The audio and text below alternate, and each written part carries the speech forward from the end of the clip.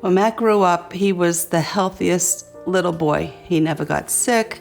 He never had signs of any sort of medical issues at all. He always ate so healthy. He always worked out. He was always fit. He just was a healthy boy.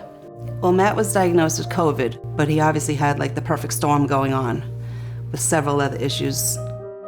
I noticed that I couldn't hold any food down when I first got COVID, and I was throwing up probably 5 times a day, 6 times a day, and couldn't hold any sort of food down. And with that, I noticed that I couldn't even walk up the flight of stairs without thinking I just ran a mile. I go back upstairs and I go walk into my bedroom, and he's laying across my bed. And I went like this, Matt, wake up. And he looked at me. He says, Mommy, he says, just hold my hand, Mommy, I'm dying.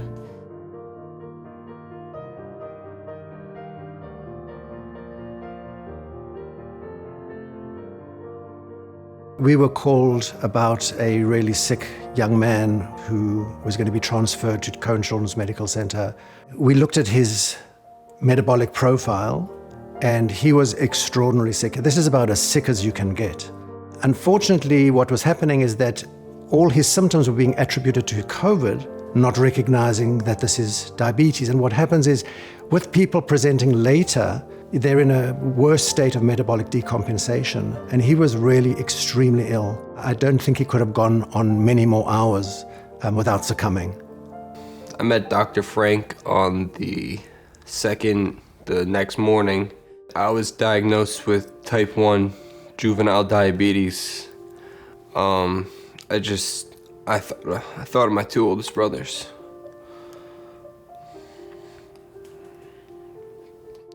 And my life has changed now. The nurse called, and she put Matthew on the phone with me. And it was my husband, myself, and my oldest son, and we were in the living room, and I put it on speakerphone, and he could hardly speak. It was very, very low. He says, Mom, I'm okay. I'm okay. They're taking such good care of me. He says, they're so good to me. Just to hear his voice was like, oh, I can't, that was heaven to me. Just to hear him speak was just so beautiful, because I just didn't know.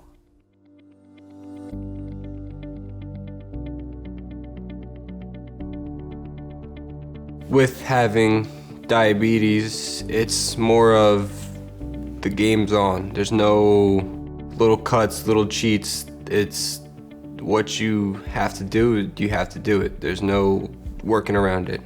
We have to celebrate the fact that there's a therapy, and a lot of families actually feel relieved when they get the diagnosis, because they see their children basically gradually getting sicker and sicker and worry that they're going to die. And it's amazing, you give them insulin and literally in 24 hours they're better.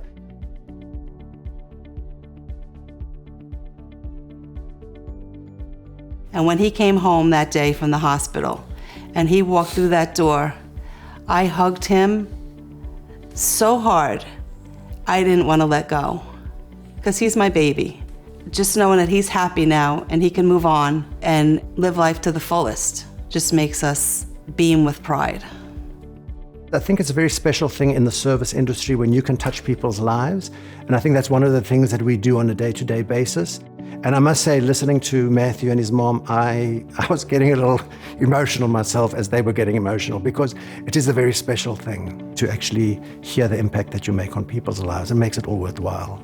Dr. Frank and his whole medical team just made you feel like family. And they saved Matthew's life.